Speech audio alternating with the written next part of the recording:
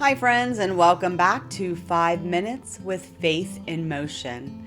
I'm Lori Bell, the founder of Faith in Motion Outreach.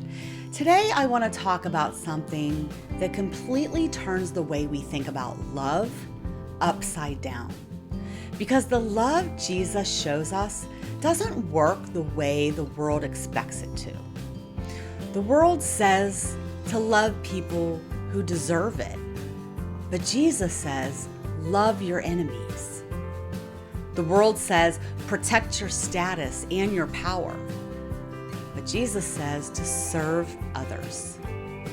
The world says, hold on to your hurt and keep score. But Jesus says, forgive. And nowhere do we see this upside down love more clearly than at Easter. Luke 24:6 says, He is not here, He is risen. Think about that for a moment. Just days earlier, it looked like everything had ended in defeat. Jesus had been arrested, beaten, crucified, and buried. To everyone watching, the story just looked over. But the resurrection shows us something powerful about the love of God.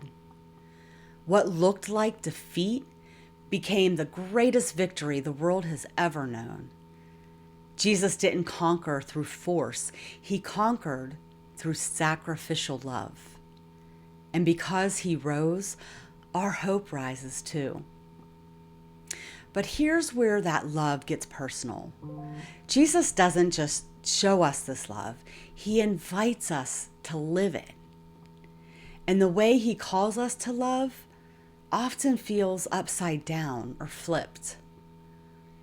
In Luke 6, verse 27, Jesus says, love your enemies, do good to them. That goes against every instinct we have, right? It's easy to love people who love us back, but loving people who can't repay us, or who don't appreciate our kindness, or who may have even hurt us, that's different. That kind of love reflects grace. Jesus also invites us into another upside down step, forgiveness. Colossians 3 says, forgive as the Lord forgave you. Forgiveness can feel backwards because it releases something we feel justified to hold on to. But forgiveness doesn't excuse what happened. It frees your heart from carrying the weight of that. And when we release what we've been holding on to, we make space for healing. Another way that Jesus turns love upside down is through humility. Philippians 2:3 says, do nothing out of selfish ambition, but in humility, value others above yourselves. Our culture pushes us toward comparison and competition and proving ourselves. But Jesus modeled something completely different. He laid down status and he chose obedience. He washed his disciples' feet. Humility doesn't make us smaller.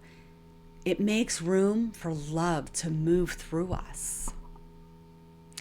And one of the most powerful things about Jesus' love is that it stays.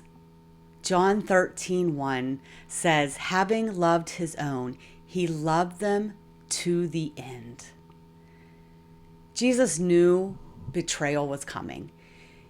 He knew that suffering was ahead. And still, he stayed faithful in love.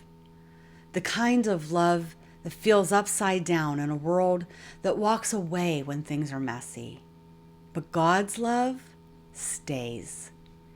And when we stay present for people in hard moments, we reflect his heart. Jesus also turned power upside down. Mark 9 says, whoever wants to be first must be last of all and servant of all. See, God's kingdom, greatness isn't about status. It's about service. Real strength isn't dominating others, it's lifting them up. When we release the need to win or to control everything, we make room for God's love to lead. And ultimately, all of this points us back to the cross.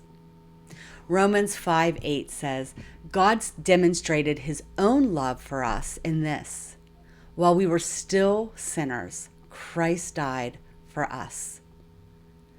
The cross is the clearest picture of upside down love. Jesus gave himself for people who didn't earn it, for people who didn't deserve it, for people like you and like me. And because of that love, our story doesn't end in brokenness. It leads to new life. So here's your faith in motion step for today.